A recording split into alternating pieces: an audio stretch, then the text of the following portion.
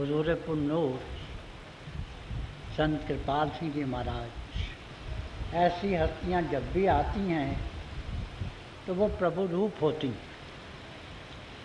वो जिंदा जावेद चलते फिरते बोलते परमात्मा होते हैं। जो उनके चरणों में पहुंच जाता है वो प्रभु के चरणों में पहुंच जाता है। तो ऐसी ही हस्ती हमारे हुजूर पुरनूर थे। उन्होंने पापी देखा न पुण्य, आस्तिक न नास्तिक,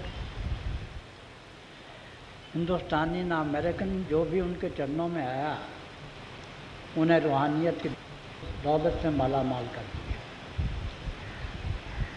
वो रूहानियत के अखुट भंडार अपने साथ लेके आती हैं और दोनों हाथों से उन्हें लुटाती हैं। तो मेरा एक शेर है कि बस एक बार ही उठी निगाह महफिल में, किसे खबर के खजाने लुटा दिए।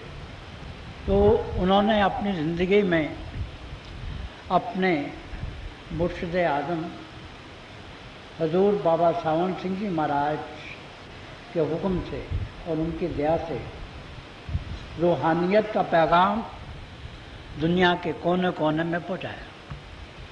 और उसका नतीजा ये है कि आज दुनिया का पत्ता पत्ता, कली कली सावन सावन और कृपाल कृपाल पुकार रहे हैं।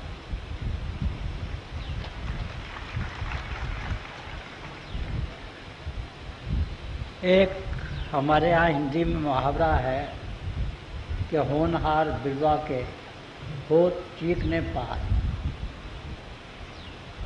तो यही बात हमारे हुजूर पुरनूर में भी थी। मुझे याद है कि जब हम गुरु नानक साहब की 500 साला जन्मदिन मना रहे थे, तो उस वक्त गवर्नमेंट ऑफ इंडिया ने सब महापुरुषों से, सब बड़े बड़े लखारियों से उन पे आर्टिकल मांगे थे। और हुजूर पुरनूर का जो मजमून था उसे सर्वश्रेष्ठ मान के सबसे पहले गवर्नमेंट ने इशू किया था। उसे महाराज जी ने इस तरह से शुरू किया था कि Guru Nanak did not belong to the Sikhs alone, he belong to entire mankind as the entire mankind belong to him. कि गुरु नानक साहब सिर्फ सिखों के लिए नहीं थे, वो तो समस्त मनुष्य जाति के लिए थे, जैसे कि तमाम मनुष्य जाति उनके लिए थी। तो ऐसा ही वाक़या हमारे हुजूर पुरनूर के जीवन में भी आता है। जब वो करीब 17-18 वर्ष के थे, तो चूँकि सरकारी नौकरी करते थे, उनकी उस वक्त जो तनख्वाह थी वो वाजबी थी। तो एक दफ़ा इनके पास इनके चचा सरदार जमीर सिंह जी आए। वो बीमार थे, तो उन्होंने उन्हें अस्पताल में भर्ती करा दिया। अब ये रोज़ उनके लिए जो भी ज़रूरी दुआएं थीं वो लेके जाते, फल लेके जाते, दूध लेके जाते।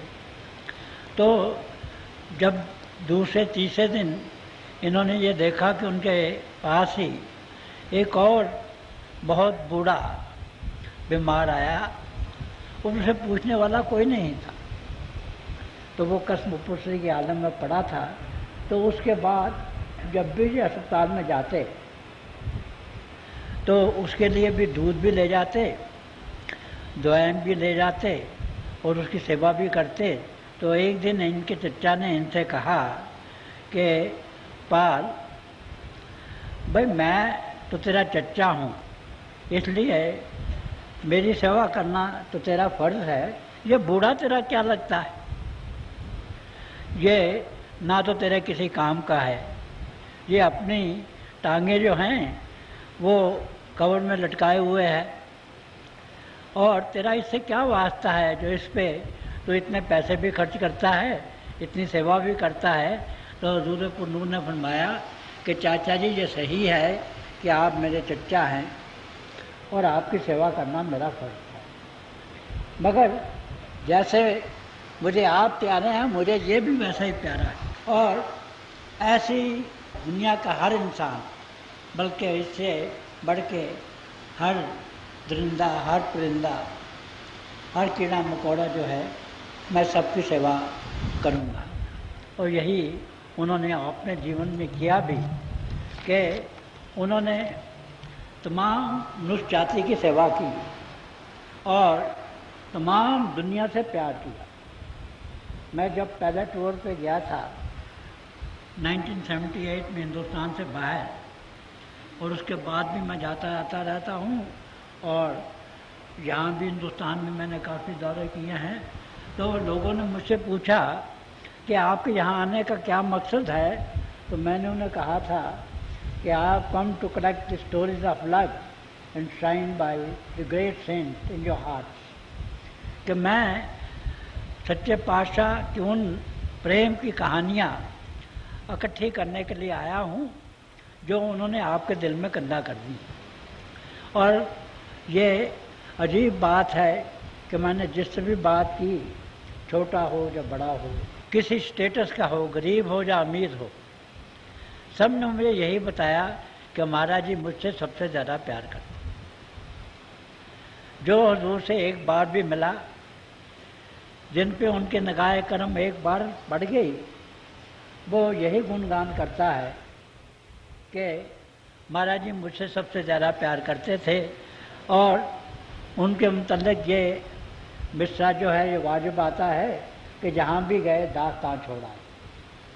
तो ऐसी हस्तियाँ जब होती हैं तो वो समस्त संसार के लिए होती हैं।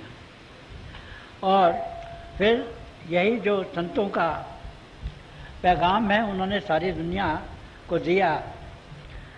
हाँ, जहाँ तक ऐसी हस्तियों का ताल्लुक़ होता है, जैसा कि मैंने पहले कहा, वो सब संसार के लिए होती। सबसे बड़ी अगर कोई महानता होती है तो अपने गुरु की होती है, क्योंकि अगर हम चाहें तो हम रूहानियत को एक शब्द में बयान कर सकते हैं, और वो शब्द है गुरु, वो शब्द है मुर्शिद, वो शब्द है मास्टर।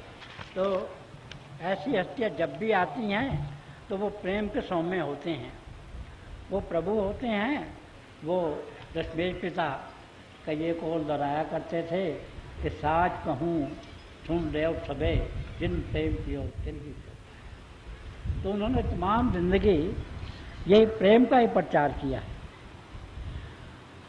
और उन्होंने ये प्रचार सिर्फ हिंदुस्तान तक ही महदूद नहीं रखा, बस दुनिया के कोने कोने में पहुँचाया।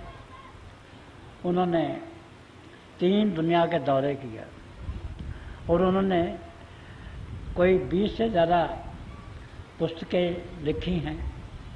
मगर खूबसूरती ये थी कि वो ये सारी की सारी जितनी नेमतें थी वो फ्री दिया करते थे।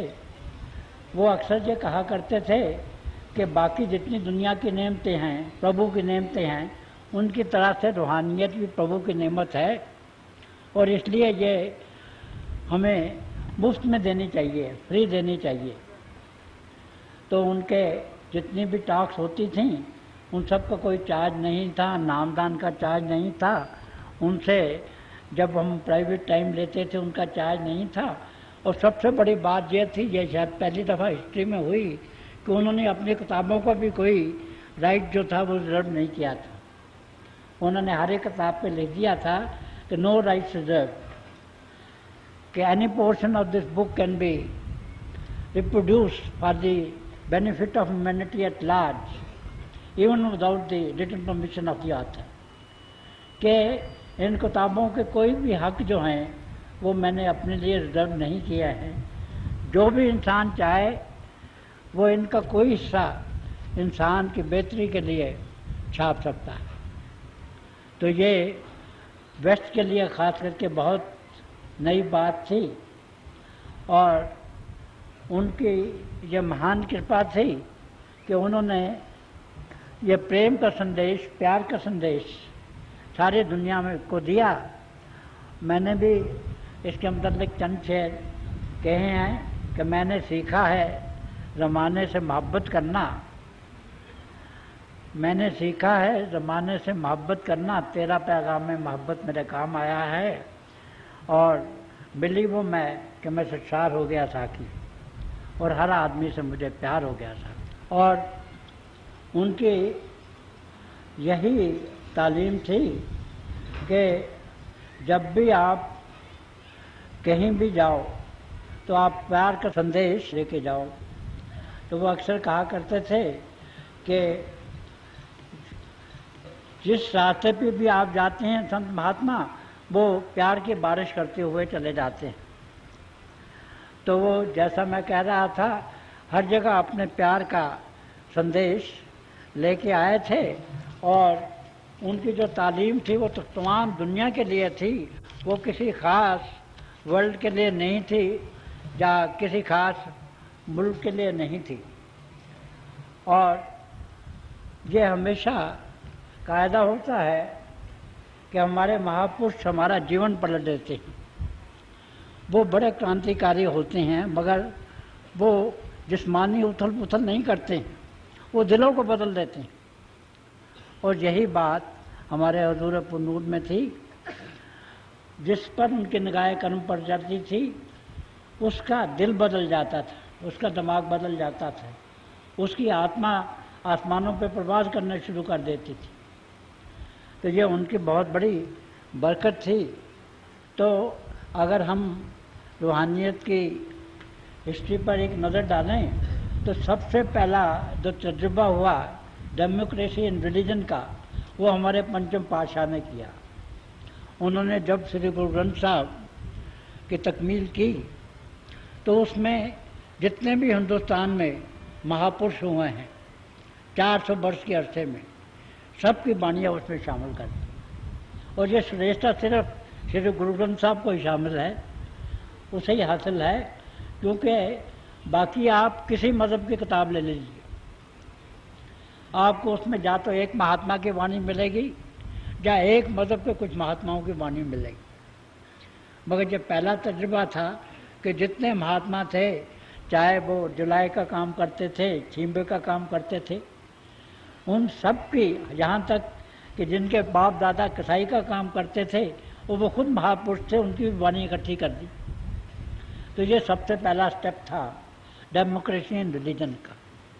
उसके बाद जो दूसरा स्टेप लिया वो हमारे हुजूर पुनूर ने लिया और अपने मुर्शिद आज़म हुजूर बाबा सावन सिंह जी महाराज के हुक्म के मुताबिक लिया। हुजूर ने उन्हें ये हुक्म दिया था कि कृपाल सिंह, तुम एक ऐसी कॉमन प्लेटफॉर्म बनाना, एक ऐसी साझी धरती बनाना जिसमें दुनिया के सब महापुरुष जो हैं, सब मज़हबों के जो नेता हैं, वो आके बैठे और एक दूसरे की वाणी का विचार करें और आपस में सबका प्रेम और प्यार बढ़े। तो उनसे पहले ये हमने कहीं नहीं सुना कि एक ब्राह्मण और एक शेख, एक मौलाना एक स्टेज पे इकट्ठे हुए हैं। मगर महाराज जी वर्ल्ड फेलोशिप ऑफ रिलीजन के फाउंडर प्रेसिडेंट थे और उन्होंने 4 ऐसी कॉन्फ्रेंसेस हिंदुस्तान में की और उन्होंने जितने भी मज़हबों के नेता थे सबको बिठाया और सब जब एक स्टेज पे बैठे और सबने जब अपने अपने मज़हब की बात की तो उनका निचोड़ यही था कि एक ही सबकी तालीम है कि हम सब एक ही प्रभु के बच्चे हैं, एक पिता एक इसके हम बारे, और एक ही प्रभु का नूर हम सब में जगमगा रहा है। हमारी ज़िंदगी का सबसे बड़ा ध्येय है कि हम अपने आप को जानें और प्रभु को पाएं। और ये काम जो है ये किसी महापुरुष की छत्र छाया में ही हो सकता है। तो जब सबको ये मालूम हुआ कि सबका जो निचोड़ है वो एक ही है, तो कुदरती तौर पर जो दीवारें थी मज़हबों की वो टूट गई और सब मिलके प्रभु का गुणगान करने लगे। हमारे यहाँ गीता में भी बहुत से कर्म यज्ञ हैं, जिनमें से एक संगति कर्म यज्ञ है। और संगति कर्म जो यज्ञ है वो उसे नहीं कहते कि एक मज़हब के जो लोग हों वो एक स्टेज पे आके बैठ जाएं। संगीतीकरण तभी होता है जब सारे मज़हबों के जो लोग हैं वो आके एक स्टेज पे बैठे, तो उसे संगीतीकरण कहा जाता है। तो ये महाराज जी की सबसे बड़ी देन थी कि उन्होंने world conference on unity of man यहाँ बुलाई, जिसमें हिंदुस्तान के लाखों आदमियों ने शमूलियत की और इसके अलावा 600 डेलीगेट बाहर से दूसरों मुल्कों के भी आए। उस वक्त हमारी प्रधानमंत्री इंदिरा गांधी जी ने एक पत्र लिखा था हमारे हजूर पुनूर को, और उसमें उन्होंने लिखा था कि it is after a long period of 2500 years that such A conference is being held in India, कि यह महाराजा अशोक के 2500 साल बाद पहली मरतबा है कि ऐसी कॉन्फ्रेंस फिर हिंदुस्तान में हो रही है। तो उन्होंने अपने गुरु का जो पैगाम था वो दुनिया के कोने कोने में पहुँचाया, और ये एक शिष्य की सबसे बड़ी महानता है कि वो अपना नाम कभी नहीं लेता, वो हमेशा अपने सद्गुरु का नाम लेता है। मैं इन दो महापुरुषों के चरणों में बैठा हूँ। मुझे याद है कि जब हजूर से आके हमारे बहन भाई ये अर्ज किया करते थे कि महाराज जी आपकी दया से ये काम हो गया है, आपकी दया से वो काम हो गया है, तो हजूर फरमाया करते थे भाई मैंने तो कुछ पता नहीं, बाबा जी ने किया होना है। और यही बात संत कृपाल सिंह जी महाराज में थी। जब लोग आते थे उनकी रहमतों का जिक्र करते थे तो वो यही कहा करते थे कि भाई ये हमारे दूर महाराज बाबा सामन सिंह जी महाराज ने ये कर दिया होगा। और फिर जब महाराज जी की हमने डायमंड जुबली मनाई, हीरक जयंती, तो उस वक्त उन्होंने एक छोटा सा पैगाम सारी दुनिया के लिए भेजा, और वो पैगाम था be good, do good and be one, कि नेकी करो, नेक बनो और सब एक हो जाओ। तो उनका ये जो पैगाम था ये सारे संसार में फैला। और कोई बात नहीं है, ये जो बारिश है तो जब कभी मौका होता है ये सावन के बादल जो हैं, गनगौर घटाएं जो हैं, ये गिर के चली आती हैं और हमेशा ये वर्षा हुआ करती है। जो भी हम कार्य करते हैं, जो भी हम फंक्शन मनाते हैं, ये सबसे बड़ी हुजूर की दया की निशानी है। तो ये देखिए ये सावन बरस रहा है, सावन की गनगौर घटाएं हैं, तो ये उन्हीं की महानता है कि आज दुनिया में परमारथ का ये जो प्रोग्राम है ये इतनी तेज़ी से चल रहा है। तो ये मैं जैसे कह रहा था उन्हीं की दया है कि ये रूहानियत का जो पैगाम है ये बहुत तेज़ी से चल रहा है। और ये यूनिटी ऑफ मैन कॉन्फ्रेंस में महाराज जी ने एक पेशीन गोई की थी और ये कहा था कि हम सतयुग में दाखिल हो चुके और रूहानियत का प्रचार सारी दुनिया में होगा। और इस दफ़ा ये जो तब्दीली आएगी ये उथल पुथल से नहीं आएगी, रिजोल्यूशन और ग्रैंड रिजोल्यूशन से नहीं आएगी, ये चेंज ऑफ हार्ट से आएगी। तो गंगेश्वर जी महाराज ये जो बहुत बड़े हमारे लीडर हैं सनातन धर्म के, एक दफ़ा एक कॉन्फ्रेंस हुई थी जिसमें महाराज जी प्रिजाइड कर रहे थे। उसमें सारे भी जितने हमारे महामंडलेश्वर थे और जितने भी हमारे शंकराचार्य थे सब थे। तो वहाँ सर्वसम्मति से महाराज जी को उसका प्रेसिडेंट चुना गया।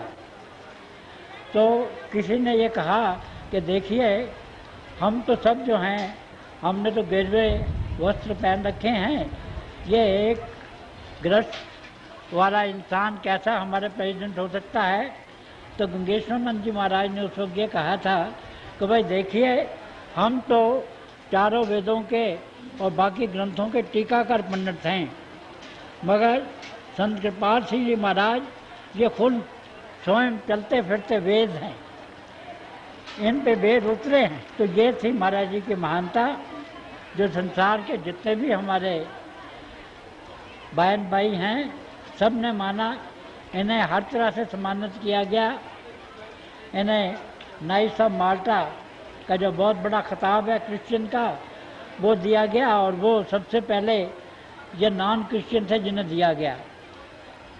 बाहर भी जहाँ जाते रहे बहुत सी सिटीज़ की कीज दी गई, बहुत से सम्मान किए गए, और आखिरी महाराज जी के जीवन के दिनों में हमारे पार्लियामेंट में भी पहली दफ़ा किसी महात्मा का स्वागत किया। वो पहले संत थे जिन्हें हमारी गवर्नमेंट ऑफ इंडिया की पार्लियामेंट ने भी श्रद्धांजलि दी, और वो सब ये कहा करते थे कि ये सब हुजूर की दया है, ये वही करता है, और इस सब का श्रेय जो है वो उन्हीं को जाता है। और उन्होंने हमें पॉजिटिव मिस्टिसिज्म का हुक्म दिया है, क्योंकि जब मैं बाहर जाता हूँ तो लोगों को बड़ी गलतफहमी है कि जो हमारे हिंदुस्तान, जब भारत की संस्कृति है वो ये है कि हम दुनिया के सारे काम काज छोड़ दें, हिमालय की बर्फानी पहाड़ों में चले जाएं, वहाँ की जो गारें हैं वहाँ रहें, जा किसी लकोदक सराय में झोंपड़ी में रहें, और वहाँ जाके सारी ज़िंदगी प्रभु की याद में गुजारें। तो मैं उन्हें ये बताता हूँ कि ये बात गलत है, ये नेगेटिव मिस्टिसिज्म है। मैंने एक वर्ड काइन किया, पॉजिटिव मिस्टिसिज्म। जो संतों का रास्ता ये है, और वो रास्ता ये है कि हमने अपनी दुनिया के सारे फर्ज पूरे करने हैं। उसके साथ साथ ही ये जो ज़िंदगी का परम लक्ष्य है अपने आप को जानने का और प्रभु को पाने का, उसे भी पूरा करना है।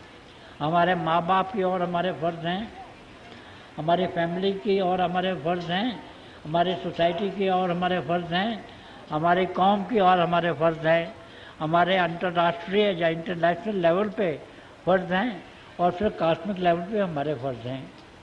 और हमने इन सब फ़र्ज़ों को पूरा करना है।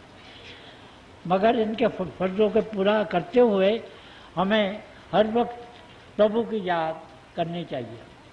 पंजाबी में एक मुहावरा है कि हाथ कारवल और दिल जारवल। और अगर हम प्रभु को याद रखेंगे तो ये जो हमारी ज़िंदगी का सबसे बड़ा ध्येय है, अपने आप को जानने का और प्रभु को पाने का, हमारी आत्मा और परमात्मा के मिलाप का, ये भी इसी जीवन में पूरा हो सकता है।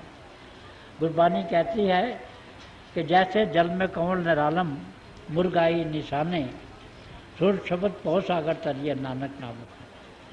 कि हमने दुनिया के सब फर्ज करने हैं, मगर इन्हें स्पिरिट ऑफ डिटैचमेंट करने नहीं, और साथ ही प्रभु को भी याद करना है। वो सबको यही कहते थे कि संत जो हैं वो किसी नए मज़हब को नहीं बनाते। यही बात हमारे मुर्शिद आज़म ने भी कही थी कि मैंने कोई नया धर्म नहीं बनाया है।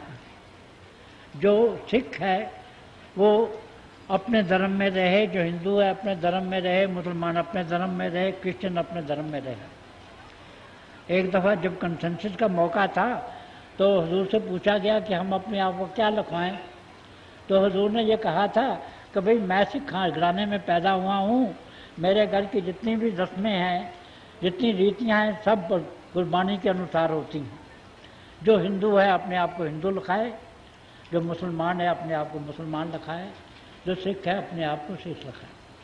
और यही इन महापुरुषों की तालीम होती है कि हम अपने अपने मज़हब में रहें, अपनी वेशभूषा जो है उसको रखें, मगर हम प्रभु को याद करें।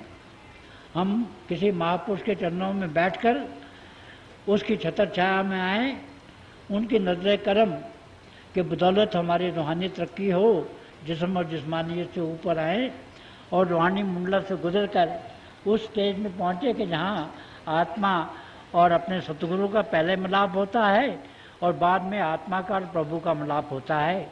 इसी को सूफी भाई फिनाफिल शेख और फिनाफिल्ला की मंजिलें कहते हैं।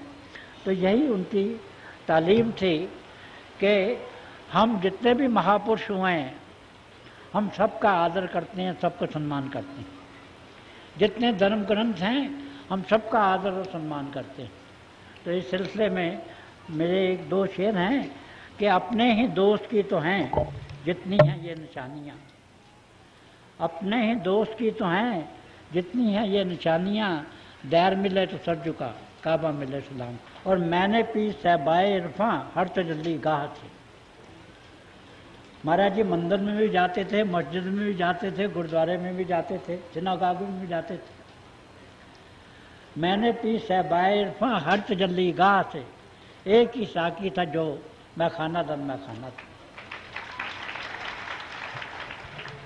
और उनके तालीम को अगर एक मिसरे में समेटा जाए तो मैंने यूँ किया है कि खुदा से इश्क करो, आदमी से प्यार करो, यही उनकी तालीम का लुब्बे लबाब है। और उनकी जो ज़ात थी, रब्बी ज़ात, वो ऐसी दिलकश थी कि जो भी उन्हें एक दफ़ा देख लेता था उनका गर्विदा हो जाता था, उन्हीं का होके रह जाता था। क्या जिक्र मेरा साकी, मैं तो हूँ तेरा बंदा, क्या जिक्र मेरा साकी, जिसने भी तुझे देखा तेरा हुआ शेदाई।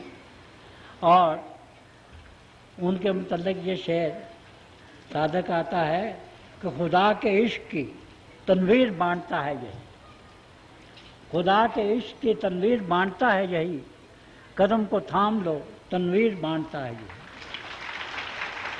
खुदा के इश्क की तनवीर बांटता है यही, कदम को थाम लो तकदीर बांटता है यही।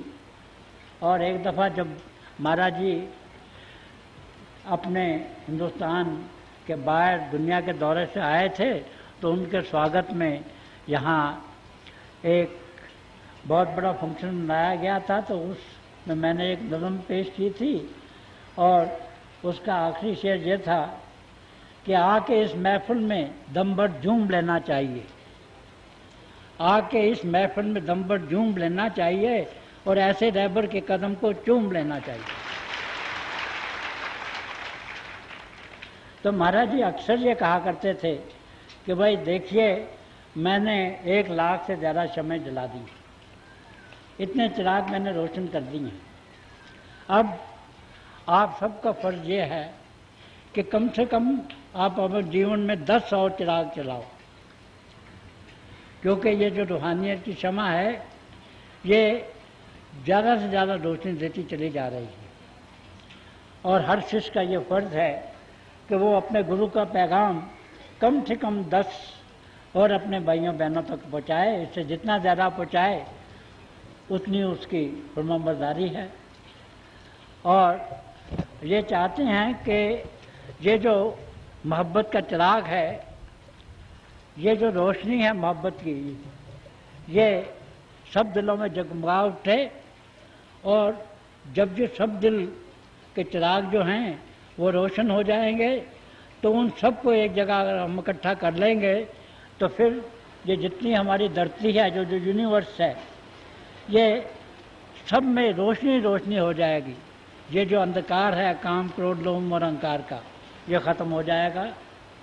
एटम का जो हमें डर है वो ख़त्म हो जाएगा। और जब रूहानियत की रोशनी फैलेगी तो हम सब उस रोशनी में बैठकर किसी महापुरुष की नज़र करम से हम अमर हो जाएंगे, जावेदानी हो जाएंगे।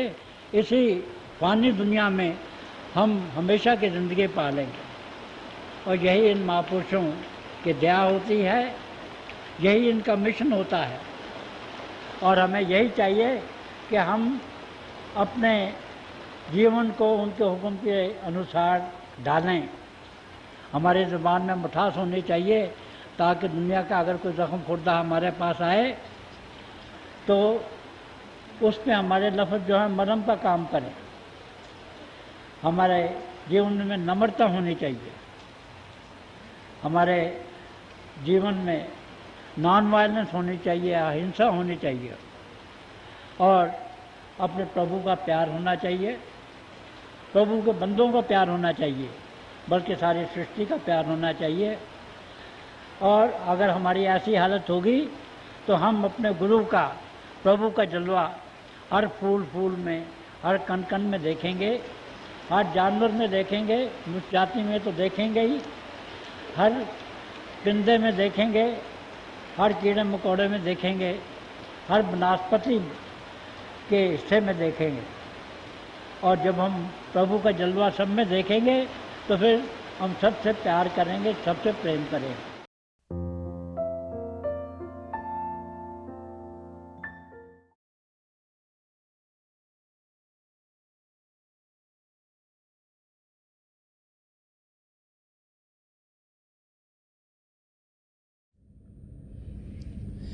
प्यारे भाई और बहनों, अभी हम सब दयाल संदर्शन सिंह जी महाराज की दिव्य वाणी सुन रहे थे। जब भी हमें संदर्शन सिंह जी महाराज के शब्द सुनने को मिलते हैं तो एक नया रास्ता हम सबके लिए खुल जाता है, जिसके ज़रिए हम अपनी मंजिल तक पहुंच सकें। वो रास्ता प्रेम का रास्ता है, वो रास्ता अध्यात्म का रास्ता है। तो थोड़ी देर के लिए आप सब अभ्यास के लिए बैठ जाएं। आप जहाँ भी बैठे आराम से बैठिएगा, अपनी आंखें बंद कर लीजिएगा और ये आंखों के डेले आई बॉल्स हैं सीधे सामने फोकस होने चाहिए, जैसे 8-10 इंच आपके सामने फोकस हैं। आंखें बंद करते ही वो भाई बहन जिन्हें नाम की देन मिली है आप सिमरन कीजिएगा, और जो भाई बहन यहाँ नए हैं आप पिता परमेश्वर के किसी भी जाति नाम का जाप कीजिएगा। जाप मन ही मन करना, ऊंचा नहीं दोहराना। आपके सामने रोशनी के चिन्ह आपको देखने को मिलेंगे। शुरू में शायद ऐसे लगेगा रोशनी आकर जा रही है, रोशनी के चक्र हैं, लेकिन जैसे जैसे आपका ध्यान टिकता चला जाएगा आपको लगेगा रोशनियाँ टिक गई हैं और बहुत से नज़ारे आपको देखने में मिलेंगे। तो जो कुछ आपको दिखता है उसे बड़े आराम से देखिए, प्रेम से देखिए, और आप देखेंगे कि आपकी ज़िंदगी में आपको कितना सुकून मिलेगा, कितनी शांति मिलेगी, और आपकी ज़िंदगी प्रभु के प्रेम से भरपूर होनी शुरू हो जाएगी। थोड़ी देर के लिए आप सब अभ्यास के लिए बैठ जाएं। प्रभु की दया हो कि हम सब जो पिछली सेंचुरी के महापुरुष हैं, हजूर बाबा सावन सिंह जी महाराज, परम संत कृपाल सिंह जी महाराज और दयाल पुरुष संदर्शन सिंह जी महाराज, उनके वचनों को अपनी ज़िंदगी में ढालें और अभ्यास के ज़रिए प्रभु की प्राप्ति करें। थोड़ी देर में आप सबको इस अभ्यास से उठाऊंगा और मेरी शुभकामनाएं आप सबके साथ हैं।